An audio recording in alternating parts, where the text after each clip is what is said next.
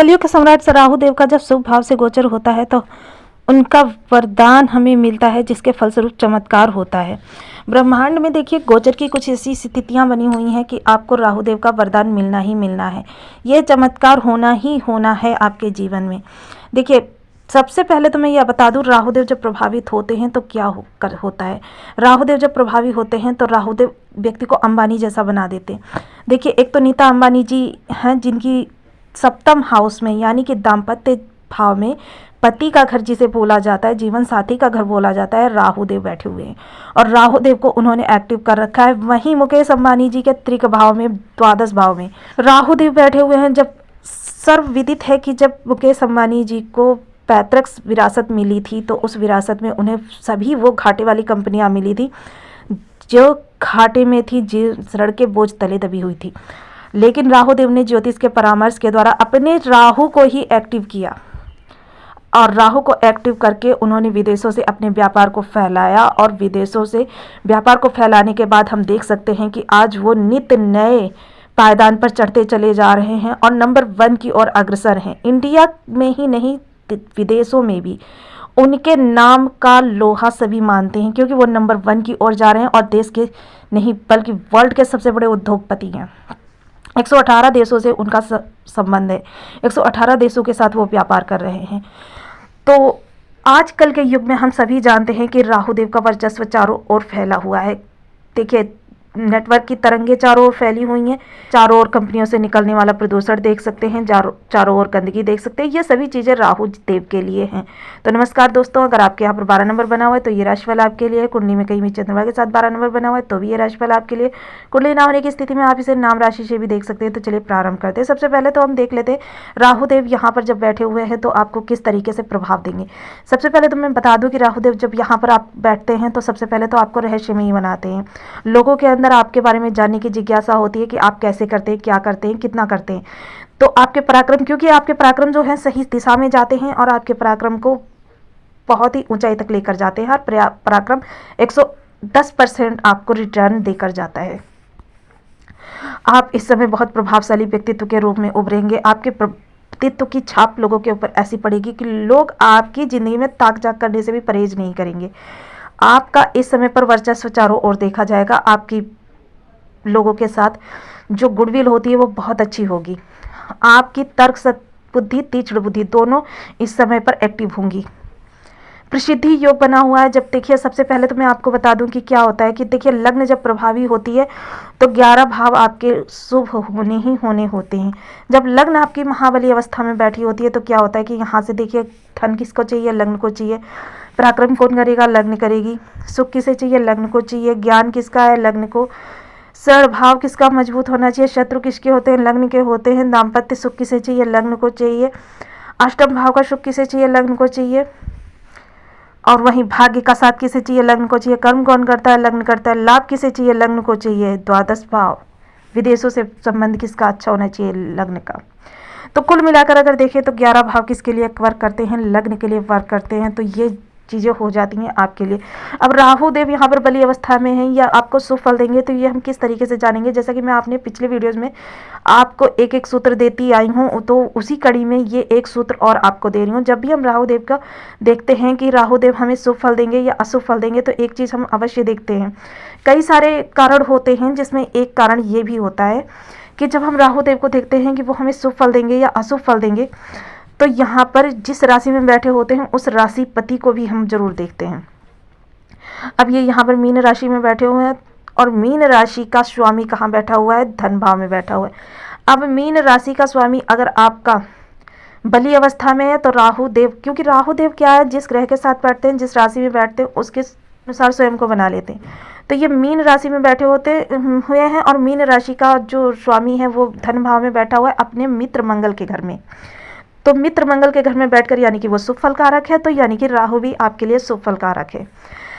अब लग्न के लिए तो मैंने बता दिया। आप यहाँ से जब पंचम दृष्टि डालेंगे तो ज्ञान आपका प्रखर होगा। ज्ञान से आप इस समय पर देखिए, सोशल मीडिया पर भी इस समय एक्टिव होने के आपके बहुत अच्छे योग बने हुए हैं।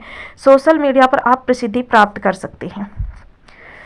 तो यहाँ पर देखिए यहाँ पर 2 योग बने हुए हैं आपके, जो सोशल मीडिया, मैंने एक 25 सूत्र की वीडियो डाली हुई है कि सोशल मीडिया पर एक्टिव होने के लिए आपके कौन कौन से सूत्र काम करते हैं।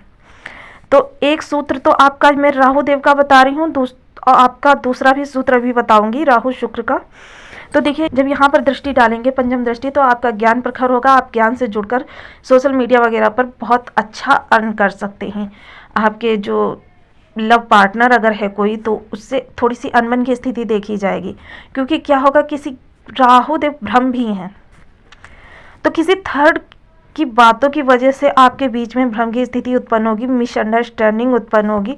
उस मिसअंडरस्टैंडिंग को आपने अपनी चतुराई से संभालना है। थोड़ी से आपके उदर विकार वगैरह होंगे, और उदर विकार देखिए, राहुदेव जब भी कोई विकार देते हैं तो उसमें भ्रम की स्थिति उत्पन्न कर देते हैं। डॉक्टर्स की भी समझ में नहीं आता है ये क्यों हो रहा है, तो यहाँ पर सेकेंड ओपिनियन डॉक्टर की लेनी बहुत ज़रूरी होती है। इस समय पर अवॉइड बिल्कुल भी ना करें। सप्तम दृष्टि से आपके व्यापार भाव को देखेंगे, आपके दाम्पत्य भाव को देखेंगे, तो यानी कि आपके व्यापार में तीत नहीं, व्यापार में आप प्रतिदिन नित्य नए प्रयोग करते रहिए। कोई ना कोई आपका प्रयोग ऐसा प्रभावी होगा कि आपको जीवन की हर दिशा को प्राप्त कराने में, आपके व्यापार को ऊंचाई की ओर ले जाने में उसका बहुत बड़ा हाथ होगा। थोड़ी भ्रम की स्थिति आपके और आपके जीवन साथी के बीच भी देखी जाएगी इस समय पर, कि आपके जीवन साथी के बीच मिसअंडरस्टैंडिंग जो होगी तो वो भी, लेकिन आप यहाँ पर भी अपनी चतुराई का परिचय देंगे। भाग्य का आपको साथ मिलेगा। इस समय पर जितना आप धर्म स्थानों में जाते रहेंगे, जितना तीर्थ यात्राएं करते रहेंगे, उतना आपके लिए बहुत ही प्रभावी समय रहेगा। आपको धर्म स्थान वगैरह पर जाने के लिए बहुत ही अच्छे फल प्राप्त करने के लिए जाना चाहिए। तो ये तो हमने बात की राहु देव की। आप देखिए, हम यहाँ पर आपको प्रसिद्धि योग के बारे में बता रहे हैं। जब तृतीय भाव का स्वामी लाभ भाव में जाकर बैठ जाए तो ये आपके प्रसिद्धि योग बनते हैं सोशल मीडिया पर। एक तो ये योग बना हुआ है, दूसरे राहुदेव आपकी लग्नगत विराजमान है। राहुदेव स्वांग के कारक हैं, यानी सामने वाले को किस तरीके से मोटिवेट करना है, उसी के स्वरूप स्वयं को बना लेना, ये राहुदेव की ही फितरत होती है।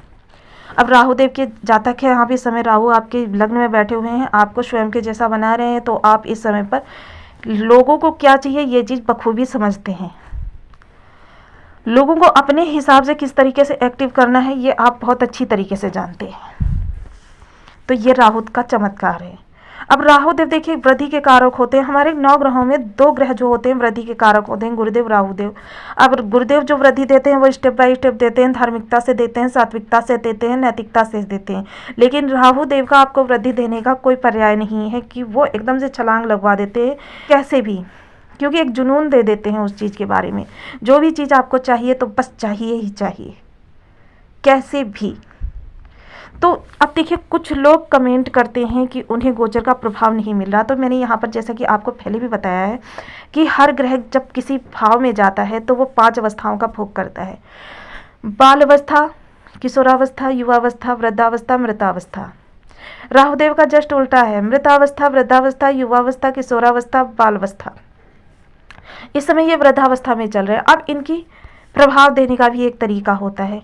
बाल अवस्था में 5%, किशोरावस्था में 10%, युवावस्था में 70% और फिर रिटर्न वृद्धावस्था में 10% और मृतावस्था में 5%। तो अभी जब ये वृद्धावस्था में चल रहे हैं तो अभी 10% आपको इनके लाभ मिले हैं। मैंने वो वीडियो भी डाली है, आप वहाँ से चेकआउट कर सकते हैं कि इनका प्रभाव आपको सर्वाधिक कम मिलेगा। कब से इनकी युवावस्था प्रारंभ होगी, तो आपको प्रभाव देने के लिए राहुदेव का समय आना भी जरूरी है। अब क्या होता है, कुछ लोगों की कुंडलियों में आप देखेंगे बहुत बड़े बड़े राजयोग निर्मित होते हैं, लेकिन क्या होता है जब उनकी हम स्थिति देखते हैं, क्योंकि बहुत सारी कुंडलियां लोगों के पास आती रहती हैं, तो जब उनकी कुंडलियां देखते हैं और उनकी स्थिति देखते हैं तो एकदम विपरीत। तो ग्रह के पास हमारे बल होना भी बहुत आवश्यक होता है कि जब तक हमारे ग्रह के पास बल नहीं होगा, यानी षडबल से कमजोर है, भाव बल से कमजोर है, राशि बल से कमजोर है, शत्रु राशि में बैठा हुआ है, शत्रु राशि के नक्षत्र में बैठा हुआ है, नवमांश में कमजोर है, दशमांश में कमजोर है, होरा में कमजोर है, तो फिर आपको उसका प्रभाव कैसे मिलेगा। अब इन चीज़ों को अगर आपको देखना नहीं आता है, या तो आप किसी ज्योतिष का परामर्श लें। अगर आप ज्योतिष का परामर्श नहीं लेना चाहते हैं तो सबसे पहले आपको क्या करना चाहिए, जो भी हम उपाय बताते हैं, देखिए मैं हमेशा सटीक उपाय बताती हूँ। जो मेरा लोगों के ऊपर बहुत ही अनुभवी परीक्षित प्रयोग है वो है बीज मंत्र का जाप। बहुत जल्दी प्रभाव देता है और बहुत लंबे समय तक इसका प्रभाव रहता है। तो राहुदेव के लिए बीज मंत्र है ओम राम राहवे नमः। इस मंत्र का आप 1 माला, 2 माला, 5 माला, 7 माला, 11 माला का अपनी सुविधानुसार जाप कर सकते हैं। और देखिए, ब्रह्मांड में कैसी भी ग्रहों की स्थितियां हों, आपको हमेशा अच्छे ही रिजल्ट मिलेंगे। आप इनका नियमित प्रयोग प्रारंभ करें। इसके अलावा देखिए, मैं हमेशा आपको बताती रहती हूँ कि जब भी आपको गोचर में राजयोगों का प्रभाव ना मिले तो आप समझ लीजिए कि संबंधित ग्रह आपका खराब है। क्योंकि क्या होता है, देखिए, ब्रह्मांड में जल सर्वत्र व्याप्त है, सबके लिए खुला हुआ जल है, लेकिन आप कितना प्राप्त कर सकते हैं? जितना आपके पास पात्र है। ग्लास है तो आप ग्लास में जल प्राप्त करेंगे, घड़ा है तो घड़े में जल प्राप्त करेंगे। जितना आपके ग्रह के पास बल है उतना ही आप गोचर से उसका प्रभाव प्राप्त करेंगे। तो यहाँ पर आपको उपाय के द्वारा, देखिए, अगर हमारा ग्रह खराब है तो वो सही हो जाएगा, सही है तो बली अवस्था में आ जाएगा। तो आपको उपाय करते रहना चाहिए। राहु देव के लिए आप शनि की होरा में निर्जला व्रत कर सकते हैं।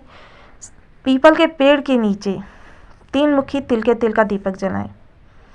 तो ये उपाय करके आप अपने जीवन में राहु के अच्छे प्रभाव प्राप्त कर सकते हैं। तो आपको वीडियो कैसी लगी मुझे कमेंट बॉक्स में जरूर बताएं। चैनल पर न्यू है तो प्लीज़ वीडियो को लाइक, शेयर, चैनल को सब्सक्राइब करना बिल्कुल ना भूलें। मिलती हूँ नेक्स्ट वीडियो में, तब तक के लिए नमस्कार। अपना ध्यान रखें, स्वस्थ रहें, मस्त रहें।